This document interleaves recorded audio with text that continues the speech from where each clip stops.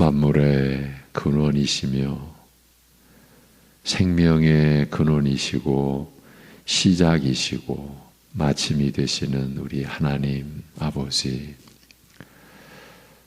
감히 입에 담을 수도 없는 죄사함과 영생의 길을 친히 여시고 그 길에, 그 생명의 길에, 그 진리의 길에 우리를 세우시며 함께 하시며 인도해 가심을 감사합니다.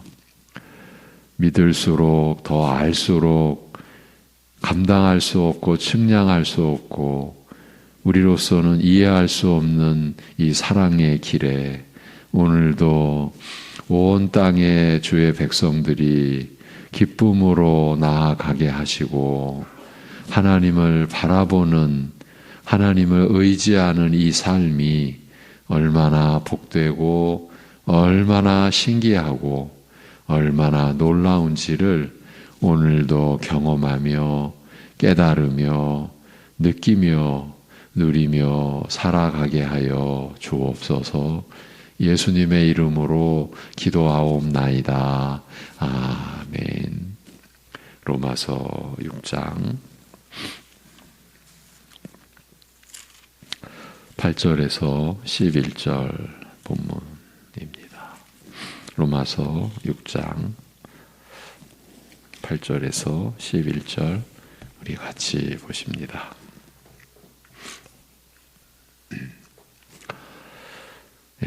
만일 우리가 그리스도와 함께 죽었으면 또한 그와 함께 살 줄을 믿노니 이는 그리스도께서 죽은 자 가운데서 살아나셨음에 다시 죽지 아니하시고 사망이 다시 그를 주장하지 못할 줄을 알미로라.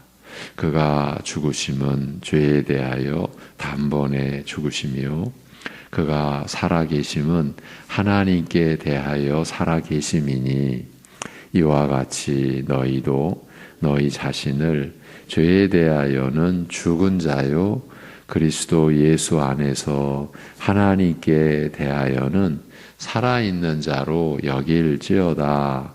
아멘. 로마서 6장의 말씀은 죄에 대하여 죽은 우리에 대한 내용으로 이루어져 있습니다. 한마디로 우리 믿는 자들이 어떻게 죄에 대하여 죽은 신분을 가질 수 있게 되었는지에 대하여 설명한 내용입니다. 그렇게 죄에 대하여 죽은 존재로, 그래서 이제는 옛사람으로서가 아니라 새 생명을 지닌 새 사람으로 살게 된 신자의 영적 신분을 소상하게 밝혀놓은 것입니다. 그런데 그런 생명의 가르침을 마무리하면서 뜻밖에도 너희도 너희 자신을 죄에 대하여는 죽은 자요 그리스도 예수 안에서 하나님께 대하여는 살아있는 자로 여길지어다. 여기라 라고 한 것입니다. 그런데 이것은 그냥 지나칠 수 있는 내용이 아니지 않습니까? 죽은 것은 죽은 것이지 죽은 것으로 여기라니요. 이 원초적인 질문을 그냥 덮어버릴 수가 없지 않습니까? 그래서 어제부터 새로운 영적 씨름을 하게 된 것입니다. 이 씨름을 전개해가는 저나 함께 하시는 여러분이나 다 같이 힘들 수밖에 없지만 힘들기 때문에 덮어버리고 가는 것보다 많이 부족하고 연약한 중이라 해도 이 난해한 논의를 감당해 가는 것이 우리가 생각하는 이상의 유익을 얻을 수 있으리라고 봅니다. 그런 확신이 듭니다. 그만큼 중대한, 그러나 단지 우리의 상상에서의 논의나 씨름이 아니라 하나님 말씀인 성경 자체가 우리 믿는 자들에게 제시해주는 하나의 도전과 같은 것이요. 그리하여 우리가 반드시 넘어가야 할 진리의 장벽 같은 것이 아닌가 싶기도 합니다. 물론 우리가 넘어갈 수 있는 것은 하나님의 은혜로만 되어질 것이고 성령께서 우리 안에서 역사하시는 것으로만 우리에게 허락되어지리라는 것은 주지의 사실입니다. 어제는 한 가지 사실을 확인해 드리면서 마무리했었는데요.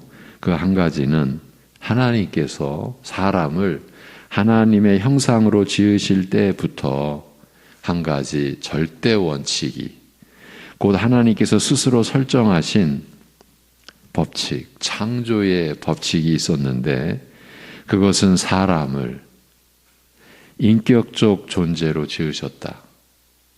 기계적 존재가 아닌 인격적 존재로 지으셨다는 점이라고 했습니다. 첫사람 아담을 순종하는 기계적 존재로 지으시지 않은 것입니다. 순종 기계로 사람을 만드신 것이 아닙니다. 이 점 역시 신비 중에 신비라고 할 수 있지 않을까 싶습니다. 하나님께서는 피조물 중에서 유일하게 사람을 하나님의 형상을 닮게 지으셔서 그 사람과의 인격적 관계를 이루시고자 하신 것입니다. 그 인격적 관계의 본질은 사랑에 있었고, 인격적 관계의 이 목적은 서로 사랑하는 것에 있었고, 그리하여 사랑의 관계가 성립되도록 자유의지를 내포하고 있는 인격적 존재로 사람을 지으셨던 것입니다. 어제 기계적 존재라면 절대 가질 수 없는 것을 제가 질문을 드렸죠. 퀴즈라고 하면서 기계적 존재라면 절대 성립될 수 없는 게 사랑의 관계죠.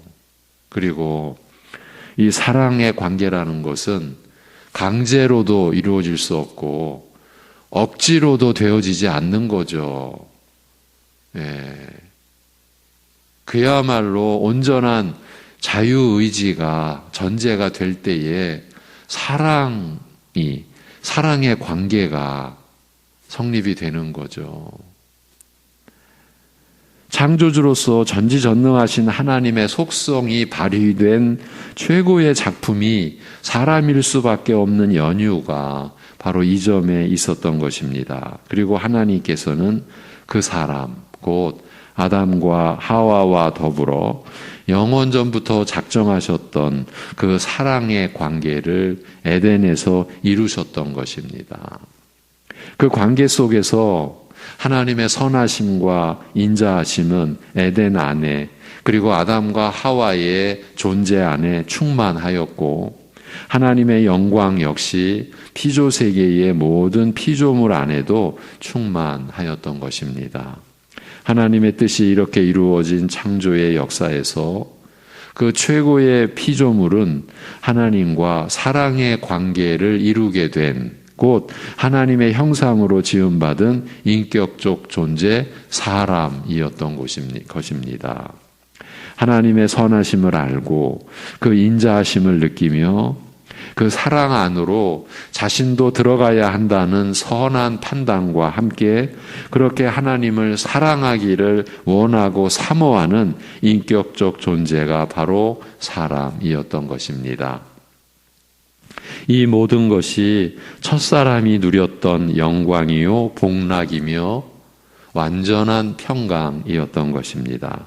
그 어느 것 하나 부족한 것이 없었으니 하나님을 아는 지식이 충만했고 모든 것이 선했으며 의롭고 거룩함만이 가득한 에덴이었던 것입니다. 그리고 이 모든 것을 누리는 그 자체가 바로 생명이라 할 수 있었고, 첫사람은 하나님이 주신 그 생명으로 살아있는 존재였던 것입니다. 그런데 이것이 전부가 아니었습니다.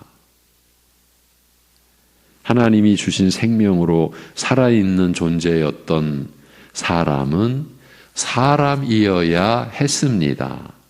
사람은 사람이어야지 하나님이 될 수는 없었습니다. 피조물은 피조물이어야지 창조주가 되겠다고 해서는 안 되는 것이었습니다. 이 절대 법칙은 창조의 질서라고 할 수 있죠. 이것은 하나님이 창조하신 모든 피조 세계를 받쳐주는 기초요, 근간이요, 토대였습니다. 그리고 이 창조의 질서와 그 세계를 유지하는 절대 원칙은 유일하게 하나님의 형상으로 지음받은 사람에게 단 하나의 계명으로 주어졌습니다. 창조의 기록을 우리가 대략 안다고 전제하고 창세기 본문은 보지 않고 제가 들려드리는 것으로 말씀을 전개해 가겠습니다. 그 창조의 질서와 그 세계를 유지하는 이 절대 원칙은 유일하게 하나님의 형상으로 지음받은 사람에게 단 하나의 계명으로 주어졌던 것이에요. 여호와 하나님이 그 사람에게 명하여 이르시되 동산 각종 나무의 열매는 내가 임의로 먹되 자유롭게 먹되 선악을 알게 하는 나무의 열매는 먹지 말라. 내가 먹는 날에는 반드시 죽으리라 하시니라. 이 계명으로 하나님께서는 사람을 죽이시려고 한 것이 아니라 영원히 살도록 하시려는 것이었습니다. 그 사람에게 죽지 않는 생명을 그래서 하나님 앞에서 하나님과 함께 살도록 하시겠다는 의도로 주어진 계명이었습니다. 이런 작정과 의도가 있으셨기에 사람을 하나님의 형상으로 지으신 것이었습니다. 그러면 왜 이 계명 안에서 생명이 누려지도록 하신 것일까요? 사람의 생명은 사람 자신에게서 나온 것이 아니라는 것을 알리셔야 했기 때문이 아닐까요? 죽음이 아닌 생명은 하나님에게서 나온 것이요 하나님께서 베풀어 주신 것이라는 이 진리가 하나님과 유일하게 인격적 관계를 가질 수 있도록 지어진 사람에게서 지켜져야 했기 때문입니다. 사람은 사람이어야 했기 때문이라는 말입니다. 너는 창조주가 아니라 피조물이다. 피조물로 있어야 한다는 점을 하나님은 가르치셔야 했고 사람은 나는 창조주가 될 수 없는 피조물이라는 이 사실을 하나님으로부터 가르침 받아야 했습니다. 그래서 사람은 에덴 동산을 경작하고 그 안에 모든 피조물을 지키는 하나님을 대리하는 영광스러운 직분을 수행하는 중에도 어느 피조물과도 구별되는 특별한 영광을 누리는 중에도 하나님의 계명을 지켜야 했습니다. 다름 아니라 사람은 하나님을 의지하여야 했던 것입니다. 자신이 하나님께 속해 있다는 것을 늘 알고 있어야 했고 그래서 그 계명을 지킴으로써 하나님을 바라보아야 했으며 반대로 하나님을 바라봄으로 그 계명을 지켜야 했으며 그리하여 자신이 하나님을 의지해야 하는 존재임을 스스로 나타내야 했던 것입니다. 이것이 사람의 본분이었습니다. 하나님을 떠나서 독립하여 존재할 수 없는 자신의 본질과 위치를 늘 기억하라고 이것을 망각하지 말라고 바로 이 하나의 계명을 단 하나의 계명을 주셨던 것입니다. 사람 자신을 올가매는 계율이 아니라 오히려 이 말씀과 약속 안에서 한없는 자유를 누리도록 하시기 위한 하나님의 지혜와 능력이 모아진 단 하나의 계명이었던 것입니다. 그 자유는 생명을 누리는 것, 그 살아서 하나님 주신 모든 복락을 누리는 것이었고 그 자체가 다름 아닌 하나님과의 교통이요 사귐이었던 것입니다. 하나님을 섬기고 사랑하는 자유를 영원히 누리도록 주신 약속의 계명이었던 것입니다. 이렇게 창조의 역사에서 이미 우리가 로마서 6장에서 부딪힌 상황이 드러나 있었습니다. 창초부터. 창세기 1장 26절에서 28절에 하나님이 이르시되 우리의 형상을 따라 우리의 모양대로 우리가 사람을 만들고 그들로 바다의 물고기와 하늘의 새와 가축과 온 땅과 땅에 기는 모든 것을 다스리게 하자. 이것이 인간의 지위였습니다. 그렇게 다스릴 수 있는 충만한 지식으로 온전한 능력으로 지원받은 거죠. 다스리게 하자 하시고 하나님이 자기 형상 곧 하나님의 형상대로 사람을 창조하시되 남자와 여자를 창조하시고 하나님이 그들에게 복을 주시며 하나님이 그들에게 이르시되 생육하고 번성하여 땅에 충만하라. 땅을 정복하라. 이것도 선하게 다스리라는 거죠. 바다의 물고기와 하늘의 새와 땅에 움직이는 모든 생물을 다스리라 하시니라고 기록되어 있습니다. 피조물로서 온전한 피조물 아닙니까? 하나님을 닮은 존재였으니까요. 그리고 1장 31절에 하나님이 지으신 그 모든 것을 보시니 보시기에 심히 좋았더라. 여섯째 날 사람을 하나님의 형상대로 지으신 후에 지으신 그 모든 것을 보시니 보시기에 심히 좋았더라. 여러분, 이것이 창초의 상황이었습니다. 저녁이 되고 아침이 되니 이는 여섯째 날이니라고 기록되어 있고 이렇게 창조의 역사가 마쳐진 것 아닙니까? 하나님의 창조의 사역은 완성되었습니다. 그런데 창세기 2장 16, 17절에 여호와 하나님이 그 사람에게 명하여 이르시되 동산 각종 나무의 열매는 내가 임의로 먹되 선악을 알게 하는 나무의 열매는 먹지 말라. 내가 먹는 날에는 반드시 죽으리라고 하신 것입니다. 선한 창조는 완성되었는데 그런데 하나님의 형상인 사람은 선악을 알게 하는 나무의 열매는 먹지 말라.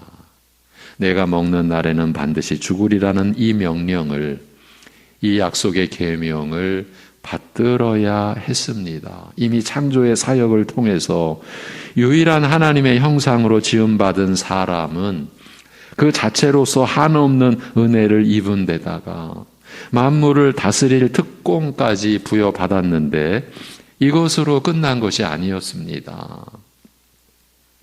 선악을 알게 하는 나무의 열매는 먹지 말라는 명령의 말씀을 받들어야 했습니다. 이것이 모든 피조물과 오직 인격적 존재로 하나님을 닮은 형상으로 지음받은 인간이 구별이 되는 모든 피조물과 모든 생물과 사람이 구별되는 그 명령이었습니다. 사람을 사람 되게 하시는 명령이었습니다.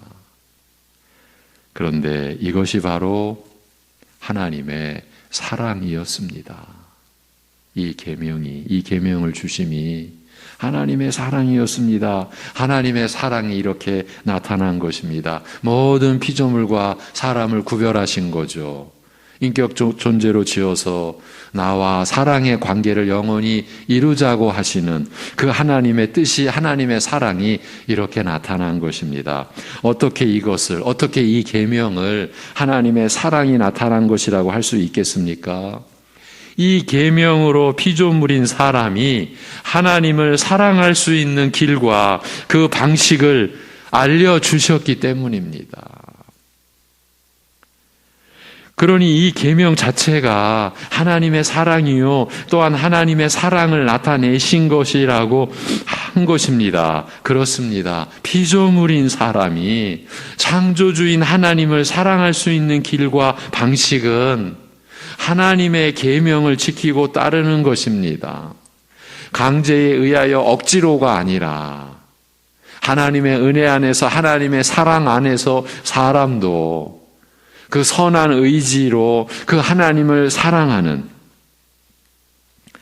그 길이 곧 그 사랑의 방식이 곧 하나님의 계명을 지키고 따르는 것입니다. 이 점을 요한 사도도 이제 신약에서 요한 사도도 명확하게 밝혀놓았지 않습니까? 요한복음 15장 10절 포도나무의 비유로 알려진 6월절 마지막 만찬의 말씀 속에서 내가, 예수님의 말씀입니다, 내가 아버지의 계명을 지켜 그의 사랑 안에 거하는 것 같이 너희도 내 계명을 지키면 내 사랑 안에 거하리라. 예수님께서 하신 말씀입니다. 하나님의 아들이신 예수님도 내가 아버지의 계명을 지켜 그의 사랑 안에 거하는 것이라고 하셨습니다. 뒤에 요한일서 5장 3절에서는 하나님을 사랑하는 것은 이것이니 우리가 그의 계명들을 지키는 것이라. 그의 계명들은 무거운 것이 아니로다.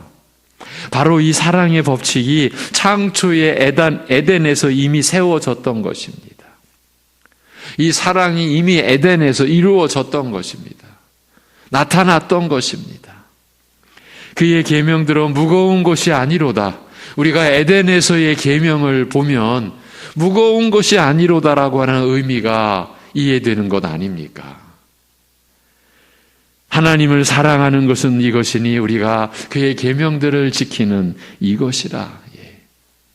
그러니까 이 단 하나의 계명으로 사람은 자신이 하나님께 속한 자이니 스스로 독립된 존재가 아니요, 그리하여 스스로 살겠다고 할 수 없다라는 점을 늘 기억하는 것이며, 그래서 사람은 언제나 하나님을 의지해야 할 존재임을 잊지 않고 갈수록 더욱 하나님께로 나아가며 하나님만을 신뢰하고 의지해야 할 자신을 일깨워야 했던 것입니다. 그리고 이렇게 함으로써 하나님께서 작정하시고 바라셨던 단 하나는 피조물인 사람이 하나님을, 창조주를 사랑하는 것이었습니다. 사람 자신이 하나님의 피조물이요, 하나님께 속한 자인 것을 알므로써 하나님을 사랑하게 되고, 더 나아가서 언제나 하나님을 의지해야 할 자신을 일깨움으로써 또한 더욱 하나님을 사랑하게 되는 것을 바라셨던 것입니다. 이것이 여러분 창조의 목적 아니겠습니까? 이것이 우리 인간을 향한 하나님의 본래의 뜻이요, 궁극적인 뜻이었습니다. 그렇지 않습니까? 여러분, 이런 관계를 이 단 하나의 계명으로 이루신 것이에요. 이것이 하나님의 지혜입니다. 전능하신 하나님의 그 지혜로, 능력으로 우리 사람을 하나님의 형상으로 지으시고 이 단 하나의 계명으로 생명의 관계, 사랑의 관계를 세우신 것이에요. 하나님께서 사람을 사랑하셔서 하나님의 형상으로 지으셨듯이 지음받은 사람이 자신의 형상의 본체이신 하나님을 사랑하도록 하시기 위해 선악을 알게 하는 나무의 열매는 먹지 말라. 내가 먹는 날에는 반드시 죽으리라는 명령과 약속의 말씀을 사람에게 주신 것입니다. 기계적으로 이 열매를 먹지 않도록 지으신 것이 아니라 인격적 존재로, 판단할 수 있는 존재로, 자신의 선한 의지를 발휘할 수 있는 존재로, 이것이 하나님의 사랑이었구나. 내가 존재하고 충만한 사랑으로 있고 하나님을 아는 충만한 지식과 하나님 앞에서의 의로운 존재로, 죄가 없었으니까요. 그리고 거룩한 형상으로 하나님과 관계 맺는 이것이 나를 사랑하신 것이었구나. 이 계명으로 나는 피조물로, 사람으로 있어야 하고 이 말씀을 받들어야 하는, 하나님을 의지해야 하는, 하나님께 속해 있는, 하나님의 계명을 지켜야 하는 그런 나인 것을 세워주셨구나. 이것이 하나님의 사랑이었구나. 그러면 내가 이 열매를 먹지 않는, 하나님의 계명을 순종하는 은혜 가운데서 내가 하나님을 사랑하며 살아가야 되겠구나. 이것을 의도하신 것이었죠. 여러분, 제가 기회 있을 때마다 관련된 말씀에 그 맥락에서 제가 말씀을 드리는 것 기억나십니까? 이름 없는 우리들. 그렇죠. 하나님 나라에서 우리는 이름 없는 신자들이죠. 그런 우리가, 그런 여러분이 하나님의 말씀을 따라서 순종하며 산다라고 하는 것이 얼마나 놀라운 일이고 위대한 일이고, 이 세상 어느 누구도, 아니면 가족조차도 보지 못하고 인정해 주지 못하나 하늘의 하나님께서, 여러분 안에 계신 성령께서, 여러분의 죄로 죽으시고 의로 부활하신 예수 그리스도께서 이 세상 어느 한 구석, 사람은 보지도 않고 주목하지도 않고 인정해 주지도 않는 그런 가운데서 하나님의 말씀을 따라 서로 섬기고 서로 사랑하고 성령의 충만함을 받아 하나님을 기뻐하고 찬송하고 범사의 그리스도의 이름으로 하나님께 감사드리며 피차에 복종하는 삶. 그래서 아내와 남편, 남편이 아내와, 자식이 부모와 부모와 자식이, 종과 상전이 상전과 종의 관계가 오직 하나님의 말씀으로 되어지기를 열심을 다해 지키고 노력하는 그것을 하나님이 얼마나 기뻐하시고 얼마나 그것으로 인해 영광을 받으시는지를 여러분께 말씀을 드려왔죠. 이것이 바로 창조의 목적이었으니까요. 하나님의 궁극적인 경륜이요 작정이요 뜻이었으니까요. 이름 없는 한 신자가 하나님을 절대 의존하고 신뢰하고 하나님의 말씀을 따르는 거예요. 이게 에덴의 회복입니다. 완전한 에덴 그 이상의 회복입니다. 죄로 인하여 완전히 망가졌던, 타락했던 우리가, 내가 하나님의 말씀을 따르는 것이, 하나님의 명령을 받드는 것이 이렇게 영광스러운 일이고, 이 하나님의 말씀을 따름으로, 계명을 지킴으로 하나님을 사랑하는 이 보이지 않는 사람들 눈에는 가치롭게, 의롭게 보이지 않는, 어떻게 보면은 더 못 사는 것처럼, 바보처럼 사는 것처럼 그렇게 보이는 그것이 이 온 만물이 존재하는 하늘과 땅, 이 광활한 우주와 하나님이 지으신 피조세계 안에 충만한 하나님의 목적인 거예요. 그거를 이루는 거예요. 여러분, 이렇게 그 하나의 계명으로 하나님은 사랑을 베푸신 것입니다. 하나님 자신의 인간을 사랑하시는 속내를 드러내신 것입니다. 이 단 하나의 계명이. 바로 이 구조, 자신의 형상으로 복되게 지으시고서는 계명을 주셔서 지키게 하신 것처럼, 그래서 참된 사랑과 복락을 누리게 하신 것처럼 이와 같이 로마서 6장에서는 죄에 대하여 죽었다고 하시고서 그렇게 되도록 아들과 성령 안에서 모든 것을 이루어 주시고서 우리에게는 자신을 죄에 대하여 죽어 있고 그리스도 안에서 하나님을 향하여 살아있는 것으로 여기라고 명령하신 것입니다. 그래서 늘 하나님을 의지하도록, 그리고 늘 하나님을 사랑하도록 하신 것입니다. 이렇게 보니 놀랍지 않습니까? 성경 말씀을 이런 관점에서 다시 보실 수 있고 다시 생각하실 수 있기를 바랍니다. 그리고 기왕에 창초의 기사를 이렇게나마 다시 보았으니 내일은 여기서 좀 더 나아가 보겠습니다. 첫사람 아담의 불순종과 범죄로 인해 이후 인류의 역사가 죄로 그리고 사망으로 뒤덮인 연유를 확인해 보고자 합니다. 여기서 우리는 또 하나님 주시는 생명의 지식을, 그래서 우리의 삶을 더 믿음으로 견고하게 세우는 그러한 진리의 지식에 한 걸음 더 가깝게 나아갈 수 있지 않을까, 이런 기대를 가지고 내일은 한 걸음 더 나아가 보도록 하겠습니다. 기도하겠습니다. 하나님 아버지,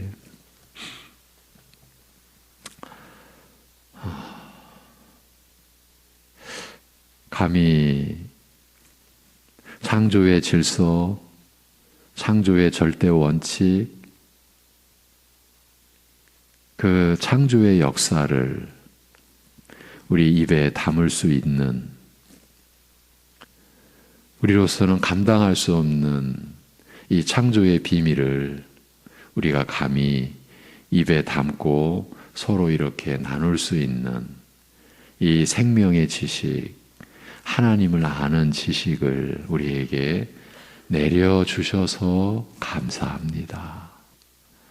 우리 안에서는 절대 일어날 수 없는, 깨우칠 수 없는, 깨달음으로 우리에게 주어질 수 없는 하나님, 성부, 성자, 성령 하나님의 이 창조의 지혜와 비밀과 궁극적인 목적에 이르기까지 이 하늘의 지식을, 하나님을 아는 지식을 우리에게 내려주셔서, 허락해 주셔서 감사합니다.